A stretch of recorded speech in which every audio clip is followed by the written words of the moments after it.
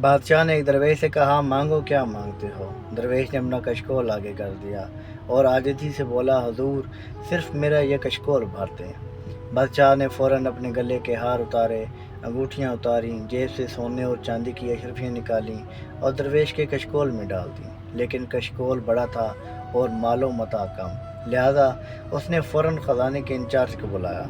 In charge हीरे जवाहरात की थैली लेकर हाजिर हुआ। बादशाह ने पूरी थैली उलट दी, लेकिन जूं जूं जवाहरात कशकोल में गिरते गए, कशकोल बड़ा होता गया, यहाँ तक कि तमाम जवाहरात गायब हो गए।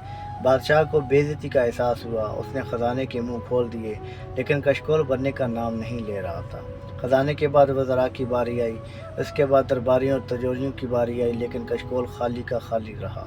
एक एक करके सारा शहर खाली हो गया, लेकिन कशकोल खाली रहा। आखिर बादशाह हार गया, दरवेश जीत गया। दरवेश ने कशकोल बादशाह के सामने उल्टाया, मुस्कुराया, सलाम किया और वापस मुड़ गया। बादशाह दरवेश के पीछे भागा और हाथ बांध कर अर्ज़ किया, हुजूर मुझे सिर्फ इतना बता दे कि ये कशकोल किस चीज़ का बना हुआ है।